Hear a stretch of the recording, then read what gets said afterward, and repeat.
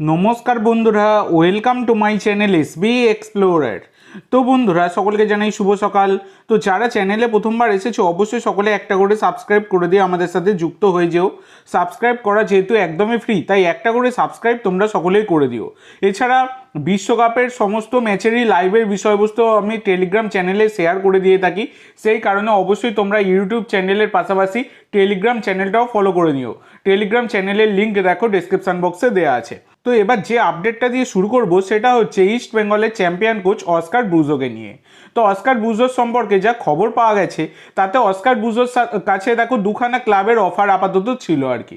তো যেটা হচ্ছে এফসি গোয়া, আমাদের আইএসএল এর ক্লাব, আর এদিকে ইন্দোনেশিয়া থেকে একটা কিন্তু ক্লাবের অফার রয়েছে। তো শোনা যাচ্ছে এফসি গোয়ার বাজেট এবারে খুব একটা বেশি নয়, সেই কারণে অস্কার ব্রুজো, ইস্ট বেঙ্গলের প্রাক্তন চ্যাম্পিয়ন কোচ, তিনি কিন্তু যোগ দিচ্ছেন ইন্দোনেশিয়ার ক্লাবে, এই রকমই খবর পাওয়া গেছে। এর পরবর্তী যে আপডেটটা তোমাদের সাথে শেয়ার করতে চলেছি সেটা হচ্ছে ভারতীয় উইঙ্গার আব্দুল রাবিকে নিয়ে। তো আব্দুল রাবি, যিনি বর্তমানে এফসি গোয়ার সাথে যুক্ত রয়েছেন, তোমরা সকলেই জানো, যথেষ্ট গতিশীল প্লেয়ার। তো এই আব্দুল রাবি, তাকে কিন্তু অ্যাপ্রোচ করেছে নর্থ ইস্ট ইউনাইটেড এফসি, এবং যা খবর পাওয়া যাচ্ছে অ্যাডভান্স স্টেজের কথাবার্তা কিন্তু চালাচ্ছে নর্থ ইস্ট এই আব্দুল রাবির সাথে। তো সব কিছু ঠিকঠাক থাকলে নর্থ ইস্টের জার্সি গায়ে আগামী সিজনে কিন্তু আমরা খেলতে দেখতে পাবো এই আব্দুল রাবিকে, এই রকমই সম্ভাবনা প্রবল। এর পরবর্তী যে আপডেটটা তোমাদের সাথে শেয়ার করতে চলেছি সেটা হচ্ছে প্রাক্তন ISL champion coach Antonio Lopez হাবাসকে নিয়ে। তো হাবাস, তিনি যে ইস্ট বেঙ্গলে আসতে চলেছেন বেশ কয়েকদিন আগেই ভিডিওর মাধ্যমে আমি তোমাদেরকে জানিয়ে দিয়েছিলাম। তো গতকালকে মার্কাস, তিনিও কিন্তু কনফার্ম করে দিয়েছেন যে হাবাস তিনি কিন্তু ইস্ট বেঙ্গলে কনফার্ম হয়েই গেছেন, শুধুমাত্র এখনও অবধি সইটা হয়নি। তো সই যতক্ষণ না হচ্ছে ততক্ষণ তো কোনো কোচ বলো প্লেয়ার বলো তাদেরকে ডিল ডান বলা যায় না। তো সেই রকমই কিন্তু এখনও অবধি সইটা হয়নি, বাদবাকি কিন্তু মৌখিকভাবে সব কিছু কিন্তু মিটে গেছে। তো এবার দেখা যাক, আশা করা যায় আগামী সিজনে ইস্ট বেঙ্গলের দাগ আউটে এই অ্যান্টোনিও লোপেজ হাবাসকেই আমরা সকলে দেখতে পাবো। তো এর পরবর্তী যে আপডেটটা তোমাদের সাথে শেয়ার করব সেটা হচ্ছে সাহিল ত্যাবোরাকে নিয়ে। তো সাহিল ত্যাবোরাকে তোমরা সকলেই চেনো, ভারতীয় মিডফিল্ডার। তো তিনিও কিন্তু এফসি গোয়ার সাথে যুক্ত ছিলেন, এবং আগে হায়দ্রাবাদ এফসি থেকে এফসি গোয়া, তারপরে কিন্তু যথেষ্ট ভালো পারফরমেন্স কিন্তু তার দেখা গেছে দুটো ক্লাবের হয়েই। তো বর্তমানে ইস্ট বেঙ্গল ম্যানেজমেন্ট তার সাথে কিন্তু এই সাহিল ত্যাবোরার সাথে আর কি অ্যাডভান্স স্টেজের কথাবার্তা চালাচ্ছে। তো দেখা যাক, এই ডিল নিয়ে ফার্দার কোনো আপডেট পেলে আমি অবশ্যই তোমাদের সাথে শেয়ার করে দেবো। এছাড়া বন্ধুরা, হুগো বুমোকে নিয়ে একটা খবর তোমাদেরকে দিয়ে দিই। হুগো বুমো, তিনি কিন্তু এবারের আইএসএলে তোমরা জানো উড়িষ্যা এফসির সাথে যুক্ত ছিলেন, এবং উড়িষ্যা এফসি থেকে লোন ডিলের মাধ্যমে তিনি মালয়েশিয়া সুপার লিগের একটি ক্লাবে যোগ দিয়েছিলেন। তো বর্তমানে যে আপডেটটা পাওয়া গেছে তাতে মালয়েশিয়া সুপার লিগের এই ক্লাবের সাথেই পার্মানেন্ট ডিলে চুক্তি সাইন করে নিয়েছে হুগো বুমো। তিনি কিন্তু আর উড়িষ্যা এফসিতে ফিরছেন না, এবং তিনি কিন্তু আর ভারতেও ফিরছেন না। এটা কিন্তু একদমই অফিসিয়াল কনফার্ম হয়ে গেছে। তো এটা অবশ্যই কিন্তু একটা খারাপ খবর। হুগো বুমোর মতো প্লেয়ারের খেলা কিন্তু আমরা সকলেই দেখেছি আজ প্রায় বেশ কিছু বছর ধরে, কিন্তু এবারে আর হুগো বুমোকে ভারতে কিন্তু খেলতে দেখা যাবে না।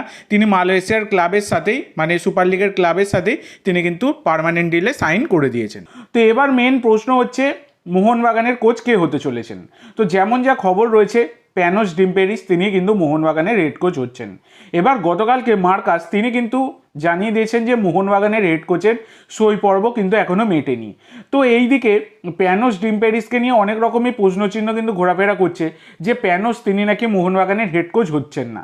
এইদিকে মোহনবাগান হাব নামে একটি পেজ থেকে একটি স্ক্রিনশট প্রকাশ্যে আনা হয়েছে, যেখানে কিন্তু মানে ডিম্পেরিসকে তিনি মানে তারা আর কি জানিয়েছিলেন যে মোহনবাগানের হেড কোচ হিসাবে তাকে ওয়েলকাম জানিয়েছেন, এবং সেখানে কিন্তু প্যানোস ডিম্পেরিস তিনি কিন্তু থ্যাংক ইউ জানিয়েছেন। তো এইটা থেকে অনেকটাই কনফার্ম হয়ে যায় যে প্যানোস ডিম্পেরিস তিনি কিন্তু মোহনবাগানের হেড কোচ হচ্ছেন। তো ম্যানেজমেন্ট এবার কেন ঘোষণা করছে না, কি ব্যাপার এখনও অবধি সেইটা জানা যায়নি। তো দেখা যাক পরবর্তীকালে যদি কোনো রকম আপডেট পাওয়া যায় এই বিষয়ে আমি তোমাদের সাথে শেয়ার করে দেবো। তো আজকে লাস্ট আপডেট এবং গুরুত্বপূর্ণ আপডেট সেটা হচ্ছে এআইএফএফ চাইছিল এবারের আইএসএলে ওসিআই প্লেয়ার নিয়ে আসতে, মানে ওসিআই প্লেয়ারের একটা কোঠা কিন্তু আনতে চাইছিল এআইএফএফ। তো মোহনবাগান আর ইস্টবেঙ্গল ছাড়া আইএসএল এর কোনো দলই কিন্তু রাজি নয় ওসিআই প্লেয়ারের এই কোঠা নিয়ে। তো এবার মোহনবাগান ম্যানেজমেন্ট তারা কিন্তু এআইএফএফকে একটা বড় আবেদন করে একটা চিঠি কিন্তু তারা লিখলো, যে চিঠিতে মোহনবাগান ম্যানেজমেন্ট জানিয়েছে যে ওসিআই প্লেয়ারের কোঠা কনফার্ম না করে মানে ম্যান্ডেটারি না করে সেই জায়গায় কিন্তু ঐচ্ছিক অন্তর্ভুক্তি করা যেতে পারে। মানে কোনো দলের ইচ্ছা হলে তারা ওসিআই প্লেয়ার দলে নিতেই পারে এবং ওসিআই প্লেয়ারকে ডোমেস্টিক ফুটবলার হিসাবে গণ্য করা হবে।